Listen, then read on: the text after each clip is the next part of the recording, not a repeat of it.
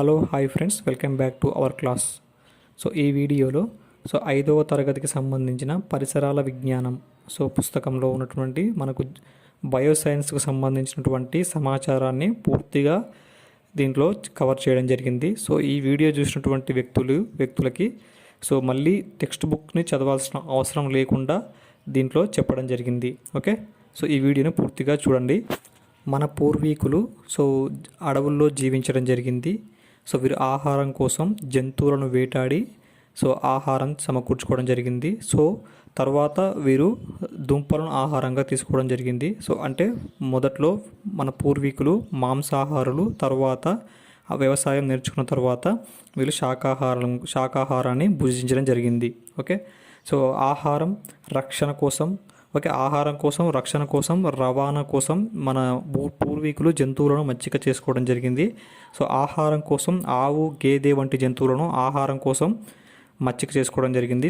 ఆవు, గేదె పాలు ఇవ్వడం జరుగుతుంది. పాలు అనేవి ఆహార పదార్థాలు కాబట్టి. తర్వాత రక్షణ కోసం కుక్కలను మచ్చిక చేసుకోవడం జరిగింది.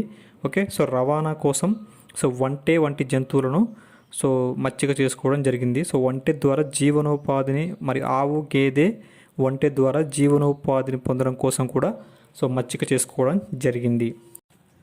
వ్యవసాయం నేర్చుకున్న తర్వాత వ్యవసాయంలో రైతుకు ఉపయోగపడేటటువంటి కీటకాలు ఉన్నాయి. వాటిని రైతు మిత్రులు అంటాము. ఓకే, అందులో మొదటిది వానపాము.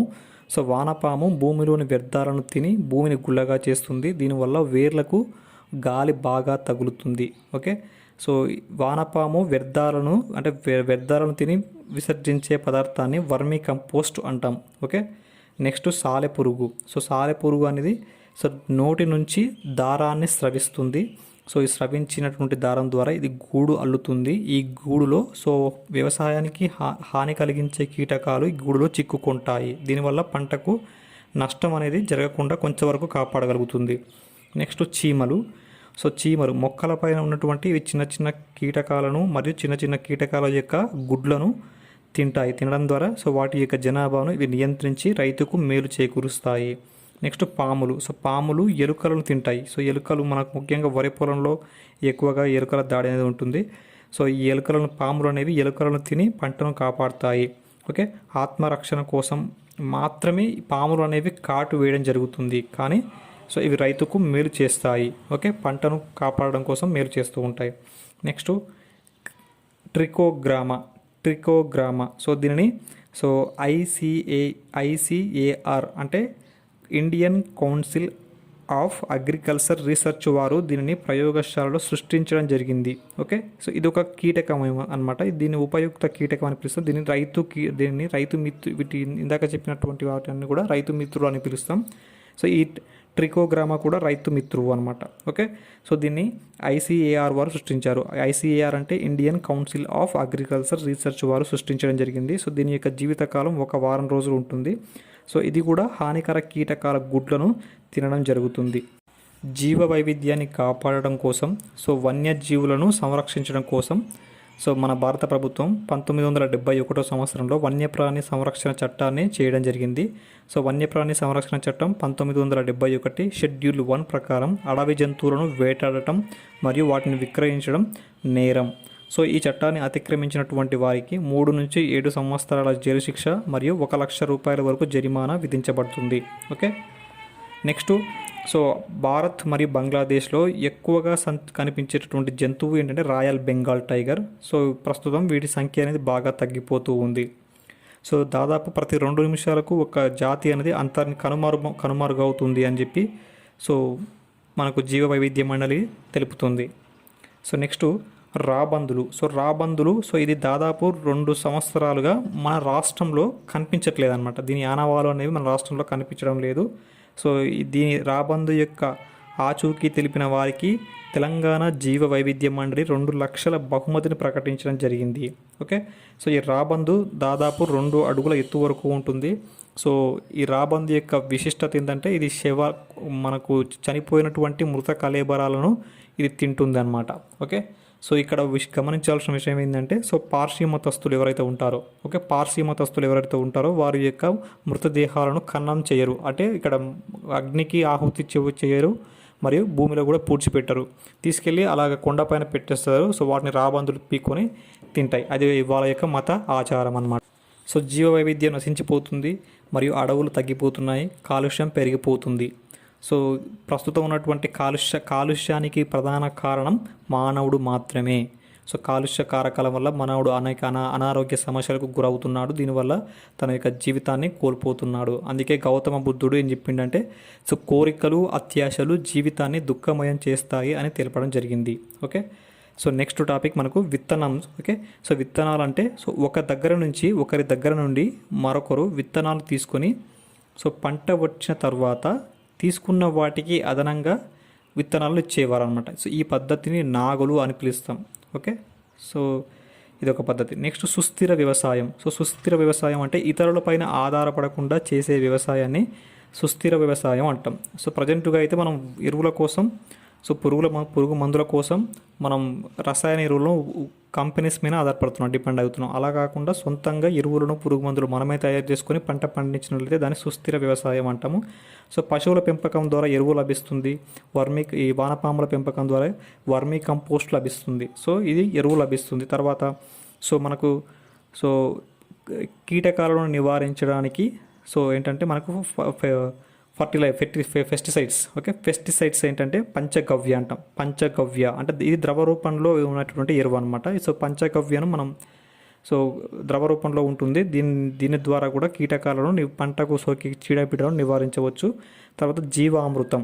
సో జీవామృతం అంటే ఆవు మూత్రము, పేడ, మట్టి, బెల్లం, పప్పు ధాన్యాల పొడి, నీరు, సో వీటన్నిటిని కలిపి జీవామృతం తయారు చేస్తాము. సో జీవామృతం అనేది సో ఇది నేలను సారవంతం చేస్తుంది, అలాగే కీటకాలు పంటలకు దరిచేరకుండా కాపాడుతుంది అన్నమాట. సో పశువుల పెంపకం ద్వారా ఎరువు లభిస్తుంది. ఈ పంచగవ్య జీవామృతం ద్వారా మనకు ఎరువు లభిస్తుంది మరియు సో మనకు కీటక నాశనిగా కూడా పనిచేస్తాయి. సో కాబట్టి సుస్థిర వ్యవసాయం అనేది చేయగలుగుతాం. నెక్స్ట్ సో ఒక ప్రధాన పంటలో సో అంతర పంటలు అంటాం. సో అంతర పంటలు అంటే ఒక ప్రధాన పంటలో ఇతర పంట మొక్కలను వేయడాన్ని సో అంతర పంటలు అంటాం. సో ఎగ్జాంపుల్గా ఆముదం పంటలో కంది పంటను అంతర పంటగా వేస్తారు. ఓకే, సో ఇక్కడ 2 పదాలు చెప్తున్నాను. తొగాళ్ళు అంటే కందులను తొగాళ్ళు అని పిలుస్తాము. బొబ్బర్లను అలసందలు అని పిలుస్తాము. జీవ వైవిధ్యాన్ని ప్రోత్సహించే సంస్థ దక్కన్ డెవలప్మెంట్ సొసైటీ. సో రసాయన పురుగు మందులు వాడిన ఆహార పదార్థాలను తినడం ద్వారా క్యాన్సర్ వచ్చే అవకాశం ఎక్కువగా ఉంటుంది. సో ఈ రసాయన పురుగు మందులు వాడడానికి బదులుగా సాంప్రదాయ సేంద్రియ పురుగు మందులు అయినటువంటి మిరప వెల్లుల్లి ద్రావణం. ఓకే, మిరప వెల్లుల్లిని కలిపి ద్రావణం చేస్తాం, దాన్ని మిరప వెల్లుల్లి ద్రావణం అంటాం. సో తర్వాత వేప నూనెను, పొగాకు కషాయాన్ని, వావిలాకు కషాయాన్ని, పంచగవ్య సో మొదలైనటువంటి వాటిని వాడడం ద్వారా సేంద్రియ వ్యవసాయం చేయవచ్చు. ఓకే, రసాయనాలను వాడడం ద్వారా సో భూసారం తగ్గి కాలుష్యం అనేది పెరుగుతుంది. తర్వాత ఆహార పంటలు. సో వరి, గోధుమ, మొక్కజొన్న, పప్పు ధాన్యాలు, నూనె ధాన్యాలు, కాయగూరలను ఆహార పంటలు అంటారు. తర్వాత వాణిజ్య పంటలు. పత్తి, జనుము, మిర్చి, వీటిని వాణిజ్య పంటలు అంటారు. తర్వాత సో మనకు వరి, జొన్న, శనగ, సో ఈ 3 పంటల యొక్క సమయం 4 నెలల సమయం పడుతుందన్నమాట. తర్వాత జొన్న, శనగ, సో ఈ పంటలని ఆరుతడి పంటలు లేదా వర్షాధార పంటలు అని పిలుస్తాము. సో కంది పంట యొక్క సమయం 6 నెలల సమయం పడుతుంది. సో మనకు వరి, కందిలో కొన్ని రకాలు ఉన్నాయి. సో వరిలో IR20 మరియు హంస, మసూరి, బంగారు తీగ, సాంబా, ఇవి వరి యొక్క రకాలు. తర్వాత కందిలో ఎర్రకంది, నల్లకంది, ఆస, నడిపి అనే రకాలు ఉండడం జరిగింది. ఓకే, సో భూమి మొత్తం విస్తీర్ణంలో, భూగోళం యొక్క మొత్తం విస్తీర్ణంలో 1/3 అంటే 33% అడవులు అనేవి ఉండాలి. ఓకే, సో కానీ ప్రస్తుతం 21% మాత్రమే అడవులు అనేవి ఉన్నాయి. ఓకే, దీనివల్ల సో భూమి యొక్క ఉపరితలం అనేది వేడికి సముద్ర మట్టం అనేది పెరుగుతుంది. సో ఉపరితలం పెరగడం వల్ల వేడి ఎక్కువ అవుతుంది. సో వేడికి సముద్ర మట్టం పెరుగుతుంది. సముద్ర మట్టం అంటే హిమాలయ పర్వతాలు అంటే మంచు పర్వతాలు అనేవి ద్రవీభవించి సో సముద్ర మట్టం అనేది పెరుగుతుంది. దీనివల్ల మొత్తం భూభాగం మొత్తం కూడా నీటి చేత ఆవరించబడే ప్రమాదం ఉంది. అప్పుడు మానవ మనుగడకే ప్రమాదం అనేది వాటిల్లుతుంది. ఓకే, సో నెక్స్ట్ ఏంటంటే సో పెద్దవిగా ఉండేటటువంటి చెట్లను చిన్నవిగా కుండీలలో పెంచడాన్ని బోన్సాయ్ అంటాం. ఓకే, పెద్ద మర్రి, సో ఇటువంటి చెట్లను, మర్రి చెట్లను కానీ ఇటువంటి పెద్ద పెద్దగా పెరిగే చెట్లను చిన్న చిన్న కుండీల్లో పెంచేటటువంటి సో విధానాన్ని బోన్సాయ్ లేదా వీటిని వామ వృక్షాలు అంటాం. సో ఈ వామ వృక్షాలు లేదా బోన్సాయ్ అనేది జపాన్ దేశం యొక్క సాంప్రదాయ కళ అన్నమాట. Okay, so next council for green revolution అంటాం. So council for green revolution ఇది ప్రధానంగా సో ప్రకృతిని కాపాడుకోవడం కోసం ఏర్పాటు చేయబడినటువంటి సంస్థ. ఓకే, సో దీని యొక్క లక్ష్యం ఏంటంటే విద్యార్థులకు పర్యావరణం పట్ల అవగాహన కల్పిస్తుంది. ఓకే, సో విద్యార్థులను, ఉపాధ్యాయులను సో ప్రకృతిని పర్యావరణం పట్ల కల్పించే అవగాహనలో సో భాగస్వాములను చేస్తుంది. ఓకే, సో ఈ కౌన్సిల్ ఫర్ గ్రీన్ రెవల్యూషన్ అనేది సో హరిత యజ్ఞం అనే ఒక కార్యక్రమాన్ని రూపొందించింది. సో ఈ విద్యార్థులను ఈ హరిత యజ్ఞం కార్యక్రమంలో భాగస్వాములను చేస్తుంది. So council for green revolution అనేది వన ప్రేరణ ఉద్యమాన్ని చేపట్టింది. Okay, council for green revolution అనే సంస్థ వన ప్రేరణ అనే ఉద్యమాన్ని చేపట్టింది. సో ఈ ఉద్యమం యొక్క లక్ష్యం 1,00,00,000 మొక్కలను నాటడం. ఓకే, సో ఈ ఉద్యమంలో భాగంగా, ఈ వన ప్రేరణ ఉద్యమంలో భాగంగా మొక్కలు నాటి సంరక్షించి శ్రద్ధ కనబరచినటువంటి విద్యార్థులకు సో వనప్రేమి పురస్కారాన్ని అందిస్తుంది మరియు మెడల్తో విద్యార్థులను సత్కరిస్తుంది. కౌన్సిల్ ఫర్ గ్రీన్ రెవల్యూషన్ అనే సంస్థ. కల్తీ కూరగాయలు తినడం ద్వారా క్యాన్సర్, రక్తపోటు, మధుమేహం లేదా షుగర్ అనే వ్యాధులు వస్తాయి. సో సేంద్రియ ఎరువులు ఏంటంటే వేప నూనె వాడటం ద్వారా ఆరోగ్యాన్ని ఇచ్చే కూరగాయలను సాగు చేయవచ్చు అన్నమాట. సో అందుకే సో వేప నూనెకు లేదా వేప చెట్టుకు చాలా ప్రాముఖ్యత ఉంటుంది. సో కాబట్టి సో వ్యాధులకు ఖర్చు పెట్టకు వేలు, వేప మొక్కలు పెంచుట మేలు అనే మనకు ఒక నినాదం కూడా ఇవ్వడం జరిగింది. సో ఐక్యరాజ్య సమితి వేప చెట్టు యొక్క ప్రాధాన్యతను గుర్తించి సో వేప చెట్టును శతాబ్ది వృక్షంగా ప్రకటించింది. ఓకే, ఐక్యరాజ్య సమితి వేప చెట్టును శతాబ్ది వృక్షంగా ప్రకటించింది. సో నెక్స్ట్ చిరుధాన్యాలు. సో వరి, గోధుమ, జొన్న, మొక్కజొన్న, తైదలు, సజ్జలు, సామలు, కొర్రలు. సో వీటిని చిరుధాన్యాలు అంటాం. సో చిరుధాన్యాల ద్వారా శక్తి అనేది ఎక్కువగా లభిస్తుంది. సో శక్తినిచ్చే పదార్థాలను పిండి పదార్థాలు లేదా కార్బోహైడ్రేట్స్ అంటాం. చిరుధాన్యాలలో పిండి పదార్థాలు అధికంగా ఉంటాయి, ప్రోటీన్లు అనేవి తక్కువగా ఉంటాయి. ఓకే, సో నెక్స్ట్ వెన్న, నెయ్యి, నూనె. సో వీటిలో కొవ్వు పదార్థాలు అనేవి ఎక్కువగా ఉంటాయి. సో మనకు కొవ్వులు అనేవి శరీరంలో నిల్వ ఉంటాయి అన్నమాట. అలాగే నిల్వ ఉంటాయి, ఇవి అవసరమైనప్పుడు వినియోగించబడతాయి. సో కొవ్వులు అనేవి ఉష్ణజనకాలుగా పనిచేస్తాయి. ఓకే, సో నెక్స్ట్ మనకు శనగలు, పెసర్లు, మినుములు, కందులు, బఠానీ, చిక్కుడు. సో ఇవి అనమాట. సో ఇవన్నీ కూడా వీటన్నింటిలో ప్రోటీన్లు అనేవి ఎక్కువగా ఉంటాయి. ఓకే, ప్రోటీన్లు శరీర పెరుగుదలకు చాలా ప్రాముఖ్యత పోషిస్తాయి అన్నమాట. ఓకే, సో కణాలు మరణించినప్పుడు మన శరీరం మొత్తం కణాల చేత నిర్మించబడింది కాబట్టి కణాలు అనేవి మనకు గాయాలు తగిలినప్పుడు కొన్ని కణాలు మరణిస్తూ ఉంటాయి. సో ఆ కణాలు మరణించినప్పుడు వాటి స్థానంలో కొత్త కణాలు అనేవి ఏర్పడాలంటే మనకు ప్రోటీన్లు లేదా మాంసకృత్తులు అనేవి అత్యవసరం. ఓకే, సో ప్రోటీన్లు అనేవి చేపలు, గుడ్లు, పాలు, మాంసం. సో వీటిలో ప్రోటీన్స్ అనేవి అధికంగా ఉంటాయి. సో పిండి పదార్థాలు ప్రోటీన్స్ను శరీరం వినియోగించుకోవడానికి మనకు విటమిన్స్ అనేవి తోడ్పడతాయి. సో ఈ పిండి పదార్థాలను మరియు ప్రోటీన్స్ను శరీరం వినియోగించుకోవడానికి మనకు కొద్ది మోతాదులో విటమిన్స్ కూడా అవసరం అవుతాయి. నెక్స్ట్ అయోడిన్, ఫాస్ఫరస్, కాల్షియం, ఇనుము. సో ఈ మూలకాలన్నీ కూడా ప్రోటీన్స్తో కలిసి శరీర భాగాల లోపల ఇమిడి ఉంటాయి. ఓకే, సో రక్తంలో మనకు అధికంగా ఇనుము అనేది ఉంటుంది. సో దీన్ని ఐరన్ అని కూడా పిలుస్తాం. సో ఎముకలు మరియు దంతాల్లో కాల్షియం, ఫాస్ఫరస్ అనేది ఉంటుంది. రక్తంలో ఐరన్ లేదా ఇనుము ఉంటుంది, ఎముకలు, దంతాల్లో కాల్షియం, ఫాస్ఫరస్ అనేది ఉంటుంది. సో మొలకెత్తిన గింజలలో కూడా మనకు విటమిన్లు అనేవి ఉంటాయి. ఓకే, పులియబెట్టిన పదార్థాల్లో కూడా మనకు విటమిన్లు అనేవి ఉంటాయి. సో పండ్లు, కూరగాయలలో అయితే విటమిన్లు అనేవి అత్యధికంగా ఉంటాయి. ఓకే, సో పోషకాహార లోపాన్ని నివారించడం కోసం సో ప్రభుత్వ పాఠశాలలో మధ్యాహ్న భోజన పథకాన్ని అమలు చేయడం జరుగుతుంది. ఓకే, సో సమతుల ఆహారం తీసుకోవాలి. సమతుల ఆహారం తీసుకోవడం ద్వారా సో పిల్లల యొక్క ఎదుగుదల అనేది సక్రమంగా ఉంటుంది. సో సమతుల ఆహారము అంటే సో పిండి పదార్థాలు ఉండాలి, ప్రోటీన్స్ ఉండాలి, కొవ్వులు ఉండాలి, ఖనిజ లవణాలు ఉండాలి, మరియు విటమిన్లు ఉండాలి. సో ప్రోటీన్స్ తర్వాత కార్బోహైడ్రేట్స్, ఫ్యాట్స్, ఖనిజ లవణాలు అంటే మినరల్స్ అండ్ విటమిన్స్. సో ఇవన్నీ ఉన్నటువంటి ఆహారాన్ని సమతుల ఆహారం అంటాం. సో సమతుల ఆహారం తీసుకున్న తర్వాత సో సమతుల ఆహారం తీసుకున్న తర్వాత ఇది జీర్ణం అవుతుంది. జీర్ణమైనటువంటి ఆహారం రక్తంలోకి చేరుకుంటుంది. రక్తం అనేది శరీర భాగాలకన్నింటికి సరఫరా చేస్తుంది. వ్యాధి నిరోధక శక్తిని పెంచే ఆహార పదార్థాలు ఏమంటే ప్రోటీన్స్ అన్నమాట. నెక్స్ట్ జ్ఞానేంద్రియాలు. సో కన్ను, చెవి, ముక్కు, నాలుక, చర్మం. సో వీటిని జ్ఞానేంద్రియాలు అంటాం. కన్ను రంగులను గుర్తిస్తుంది. చెవి అనేది శబ్దాలను వింటుంది. ముక్కు వాసన చూస్తుంది మరియు మనకు శ్వాసక్రియలో కూడా తోడ్పడుతుంది. నాలుక రుచిని తెలుపుతుంది. సో మరియు ఆహారాన్ని మింగడానికి కూడా తోడ్పడుతుంది. తర్వాత చర్మం. సో ఈ చర్మం అనేది స్పర్శను తెలియజేస్తుంది. చల్లని వస్తువులు, వేడి వస్తువులు అనే విషయాన్ని గుర్తిస్తుంది.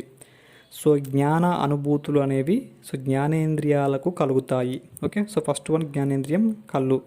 సో సర్వేంద్రియానం నయనం ప్రధానం అంటాం. సో కంటి డాక్టర్ను ఆప్థమాలజిస్ట్ అని పిలుస్తాం.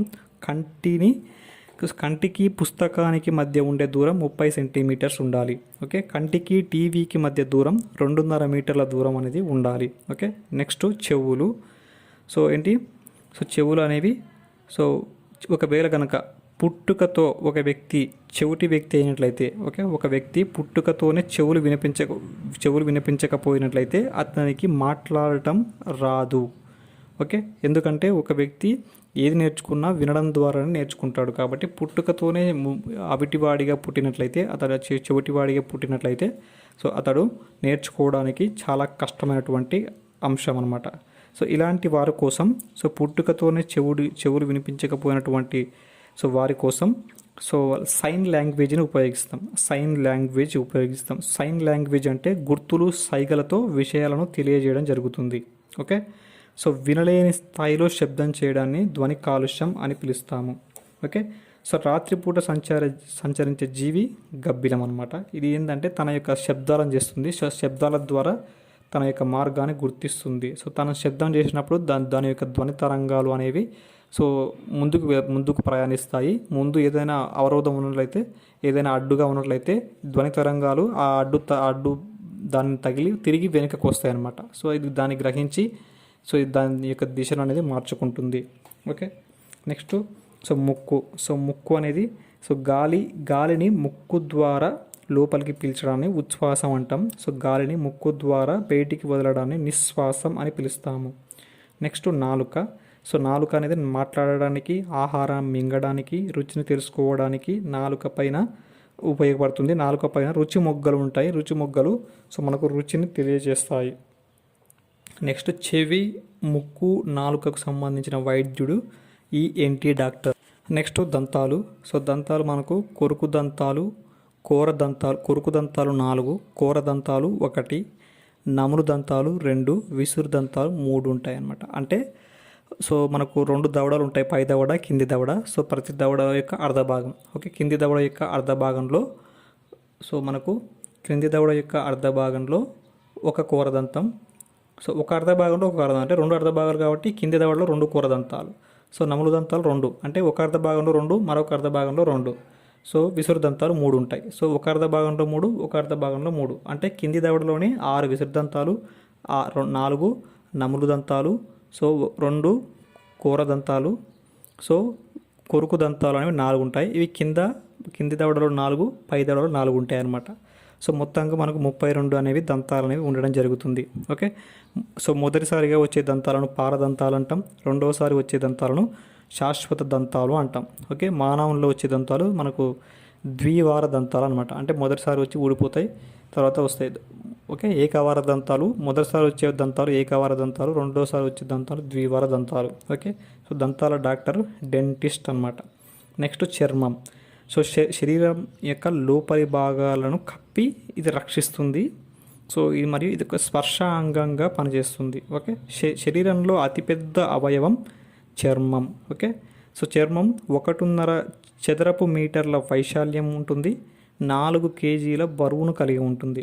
ఓకే, చర్మ సంబంధిత డాక్టర్ డెర్మటాలజిస్ట్. ఓకే, నెక్స్ట్ శ్వాస వ్యవస్థ. శ్వాస అవయవాల ద్వారా మన శరీరం గాలిలోని ఆక్సిజన్ను గ్రహిస్తుంది. ఓకే, సో శ్వాస వ్యవస్థలో మనకు ముక్కు అంటే నాసికారంధ్రాలు, శ్వాసనాళాలు, ఊపిరితిత్తులు అనేవి ఉంటాయి. ఓకే, సో నాసికారంధ్రాలలో మనకు తేమ అనేది ఉంటుంది మరియు వెంట్రుకలు ఉంటాయి. ఓకే, ఈ తేమ మరియు వెంట్రుకలు సో వాతావరణంలోని దుమ్ము ధూళి లోపలికి వెళ్లకుండా ఆపుతాయి అన్నమాట. సో మనం పీల్చుకున్నటువంటి గాలి ఊపిరితిత్తులను చేరుతుంది. సో ఊపిరితిత్తులో అనేక చిన్న చిన్న గాలి గదులు ఉంటాయి. సో వీటిలో ఆక్సిజన్ మరియు CO2ల వాయు మార్పిడి అనేది జరుగుతుంది. ఊపిరితిత్తులకు సంబంధించినటువంటి డాక్టర్ పల్మోనాలజిస్ట్. ఓకే, నెక్స్ట్ రక్త ప్రసరణ వ్యవస్థ. సో మనకు గుండె రక్త ప్రసరణ వ్యవస్థలో మన కీలక పాత్ర పోషిస్తుంది. సో గుండె అనేది పిడికిలి పరిమాణంలో ఉంటుంది. సో గుండె శరీరానికి రక్తాన్ని సరఫరా చేస్తుంది. ఓకే, సో రక్తం శరీరంలోని ప్రతి భాగానికి ఆహారాన్ని, ఆక్సిజన్ను సరఫరా చేస్తుంది. ఓకే, సో గుండె మనకు సో 2/3 వంతు అంటే మూడిట్లో రెండు వంతులు ఛాతిలో ఎడమ వైపు ఉంటుంది. సో 3/1 వంతు అంటే మూడిట్లో 1 వంతు ఛాతిలో కుడివైపు ఉంటుంది. అంటే ఎక్కువ శాతం ఎడమవైపు ఉంటుంది, 1% ఒక భాగం మాత్రం కుడివైపు ఉంటుంది అన్నమాట. ఓకే, సో రక్తంలో ద్రవ రూపంలో ఉన్నటువంటి ప్లాజ్మా అనేది ఎక్కువగా ఉంటుంది. సో రక్తంలో మనకు 3 రకాల కణాలు ఉంటాయి. ఒకటి ఎర్ర రక్త కణాలు, తెల్ల రక్త కణాలు, రక్త ఫలకికలు. సో ఎర్ర రక్త కణాలు ఆహారాన్ని, ఆక్సిజన్ను కణాలకు అందిస్తాయి. తెల్ల రక్త కణాలు రోగకారక క్రిములతో పోరాడతాయి. రక్త ఫలకికలు రక్తం గడ్డ కట్టించడంలో తోడ్పడతాయి. గుండెకు సంబంధించిన డాక్టర్ కార్డియాలజిస్ట్. ఓకే, హృద్రోగ నిపుణులు. ఓకే, నెక్స్ట్ అస్థిపంజర వ్యవస్థ. సో శరీరంలో మొత్తం ఎముకల సంఖ్య 206. సో అస్థిపంజరం శరీరానికి ఆధారాన్ని ఇస్తుంది. ఇది శరీర భాగాలను కాపాడుతుంది, రక్షణ కూడా ఇస్తుంది. సో తలలోని ఎముకల గూడు, సో దీన్ని పుర్రె అంటాం. సో ఈ పుర్రె అనేది సో మనకు మెదడుకు రక్షణ ఇస్తుంది. ఓకే, సో మనకు పుర్రె నుంచి నడుము వరకు, పుర్రె భాగం నుంచి నడుము భాగం వరకు మనకు వెన్నెముక అనేది ఉంటుంది. సో వెన్నెముక 33 వెన్ను పూసలతో ఏర్పడి ఉంటుంది. సో ఇది శరీరాన్ని నిటారుగా నిల్చోవడానికి తోడ్పడుతుంది. ఓకే, సో వెన్నెముకలో వెన్ను పాము అనేది ఉంటుంది. సో ఎముకల వైద్యుడు ఆర్థోపెడిషియన్. సో ఎముకలు ఆరోగ్యంగా ఉండడానికి కావలసిన విటమిన్ డి అన్నమాట. నెక్స్ట్ జీర్ణ వ్యవస్థ. సో జీర్ణ వ్యవస్థపై ప్రయోగాలు చేసిన వ్యక్తి డాక్టర్ బీమాంట్. ఇతను 1822 సంవత్సరంలో సో మార్టిన్ అనే సైనికుడికి సో డాక్టర్ బీమాంట్ వైద్యం చేయడం జరిగింది. సో డాక్టర్ బీమాంట్ సో 9 సంవత్సరాల పాటు జీర్ణ వ్యవస్థపై ప్రయోగాలు చేశాడు. సో జీర్ణాశయం నుంచి జీర్ణ రసాన్ని తీసుకొని సో దానిలోకి సో 8:30కు మార్నింగ్ 8:30కి సో ఉడికించినటువంటి చేప ముక్కలను వేసి 30 డిగ్రీ సెంటీగ్రేడ్ వద్ద ఉంచాడు. సో తర్వాత మధ్యాహ్నం 2 గంటల వరకు అలాగే ఉంచడం జరిగింది. 2 గంటల తర్వాత చూసినట్లయితే చేప ముక్కలు అనేవి కరిగిపోవడం జరిగింది. ఓకే, సో ఇతను మార్టిన్ అనే వ్యక్తి సైనికుడు. సో ఇతని కాల్పుల్లో సో ఇతని యొక్క జీర్ణాశయానికి ఒక రంధ్రం అనేది పడుతుంది. సో ఈ రంధ్రం ద్వారా సో జీర్ణాశయం నుంచి జీర్ణ రసాన్ని సేకరించి ఆ జీర్ణ రసంలో ఉడికించినటువంటి చేప ముక్కలను మార్నింగ్ వేసి సో అంటే జీర్ణాశయం నుంచి జీర్ణ రసాన్ని వేరు చేశాడు కాబట్టి సో జీర్ణాశయంలో మనకు శరీరంలో ఉష్ణోగ్రత మనకు మామూలుగా ఉష్ణోగ్రత ఉంటుంది కాబట్టి అదే ఉష్ణోగ్రతను బయటికి తీసిన తర్వాత కూడా అదే ఉష్ణోగ్రతను మెయింటైన్ చేయడం జరిగింది. సో అందుకే 30 డిగ్రీస్ వద్ద ఉంచడం జరిగింది. తర్వాత సో మనకు ఆ ద్రవంలో ఉడికించిన చేప ముక్కలను వేశాడు. సో తర్వాత మధ్యాహ్నం తర్వాత చూస్తే అవి అనేవి కరిగిపోయాయి. సో దీన్ని బట్టి సో ఏంటంటే మనకు సో జీర్ణాశయంలో ఉన్నటువంటి జీర్ణ రసం అనేది ఆమ్ల గుణాన్ని కలిగి ఉండటాన్ని గుర్తించాడు. ఓకే, ఆ చేప ముక్కలు కరిగిపోవడం వల్ల సో ఇది ఆమ్ల గుణాన్ని కలిగి ఉంది అని గుర్తించడం జరిగింది. సో మనం ఎప్పుడైనా సరే పొట్టగా నిండుగా తినకుండా 25% మేర ఖాళీ ఉంచాలి. ఓకే, జీర్ణ వ్యవస్థకు సంబంధించినటువంటి వైద్యుడు గ్యాస్ట్రోఎంటరాలజిస్ట్. శరీరంలో నిరంతరం అనేక జీవక్రియలు జరుగుతూ ఉంటాయి. వీటి వల్ల అనేక మలినాలు అనేవి ఏర్పడుతూ ఉంటాయి. సో ఈ మలినాలు మూత్రపిండాల ద్వారా బయటికి విసర్జించబడతాయి. సో మానవుని యొక్క పృష్ఠతలంలో వెన్నెముకకు ఇరువైపులా 2 మూత్రపిండాలు ఉంటాయి. ఓకే, ఇవి రక్తాన్ని వడపోసి మలినాలను వేరు చేస్తాయి. ఓకే, మూత్రపిండాలకు సంబంధించిన డాక్టర్ నెఫ్రాలజిస్ట్. వీటికి సంబంధించి అంటే మూత్రపిండాలకు సంబంధించి శస్త్రచికిత్సలు నిర్వహించే డాక్టర్ను యూరాలజిస్ట్ అంటారు. ఓకే, నెక్స్ట్ నాడీ వ్యవస్థ. సో మనం జ్ఞానేంద్రియాల ద్వారా పొందినటువంటి సమాచారాన్ని సో నాడులు సో మెదడుకు చేరవేస్తాయి. సో మెదడు సో సమాచారాన్ని విశ్లేషించి అవసరమైన సూచనలను మరియు సంకేతాలను సో నాడుల ద్వారా తిరిగి శరీర భాగాలకు పంపుతుంది. ఓకే, మెదడు మరియు నాడులకు సంబంధించినటువంటి డాక్టర్ను న్యూరాలజిస్ట్ అంటాం. ఓకే, ఇది ఫ్రెండ్స్.